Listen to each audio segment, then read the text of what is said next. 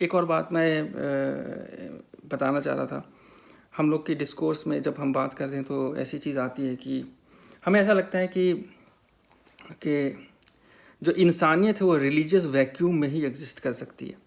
ये एक perception create होता है कि अगर हम अपनी ज़िंदगी से रिलीजन को निकाल दें तो तभी हम जो है एक ग्लोबल ह्यूमन वैल्यू को अचीव कर पाएंगे, है ना। तो ये हमारे डिस्कोर्स में ये बात सरफेस होती है, लेकिन मुझे ऐसा लगता है पर्सनली कि ये पॉसिबल नहीं है, क्योंकि जिस वक्त हम अपनी कॉन्शियसनेस को, जो हमारी सोच है, जो सोच नॉक करती है राइट एंड रॉन्ग के डोर पे, जब भी हम कोई एक्शन लेते हैं तो हमें पता होता है कि ये सही है या गलत है, ये अच्छा है या बुरा है, या ये स्टेप ये कॉम्पैशनेट है, इसमें प्यार है, या इस स्टेप में नफ़रत है।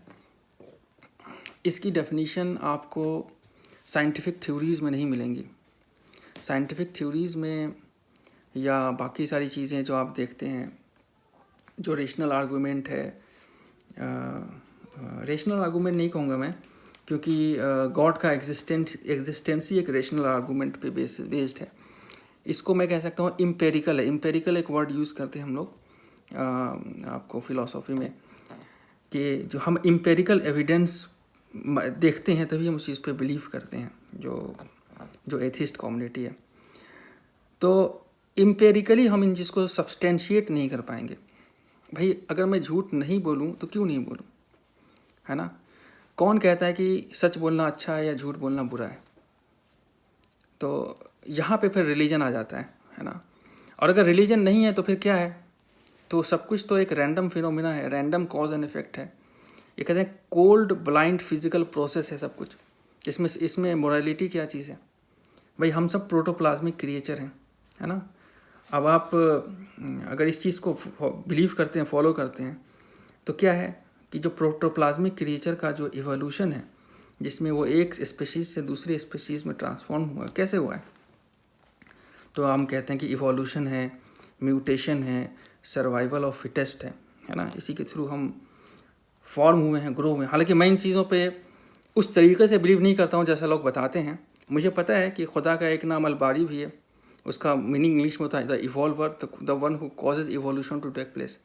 तो हम ये मानते हैं कि इवोल्यूशन हमारे नेचर में होता है, लेकिन जो इंसान की तख्लीक है, इंसान की जो क्रिएशन है, उसको हम उस कैटेगरी में नहीं डालते हैं, है ना।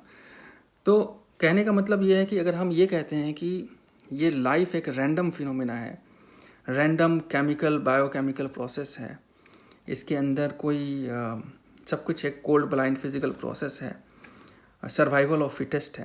तो सर्वाइवल ऑफ फिटेस्ट में सेक्रीफाइस नहीं आता है, सर्वाइवल ऑफ फिटेस्ट में प्यार और कुर्बानी नहीं आती है, लव अफेक्शन नहीं आता है। तो इस चीज़ को समझने के लिए इंसान को ये समझना पड़ेगा कि उसके अंदर जो ये चीज़ बातें आती हैं उसका सोर्स क्या है। उसका सोर्स जो है वो रिलीजन में ही है ना। अब इस चीज़ को मैं बहुत ज़्यादा एलोबरेट नहीं कर सकता छोटी सी वीडियो में, लेकिन इंशाल्लाह मुझे कभी हमारा मौका मिला इस टॉपिक पे बात करने का तो हम एक्सप्लेन कर सकते हैं। और दूसरी एक किताब है डॉक्टर क्या नाम है इनका, हाँ, रिचर्ड डॉकिन की एक बुक है द गॉड डिल्यूजन। उसमें उसने इस चीज़ को एक्सप्लोर किया कि भाई गॉड कोई चीज़ नहीं होती है, बस एक डिल्यूजन है ना। तो उसके जवाब में किताब लिखी गई है, हमजा जोर्जिस ने लिखी है, द डिवाइन रियलिटी। उसमें इन सारी बातों को एक्सप्लेन किया गया। तो कभी मौका मिले तो उस किताब को पढ़िए, इंशाल्लाह उस किताब में ये सारे पॉइंट्स डिस्कस किए गए हैं। ठीक है, अस्सलाम वालेकुम, टेक केयर।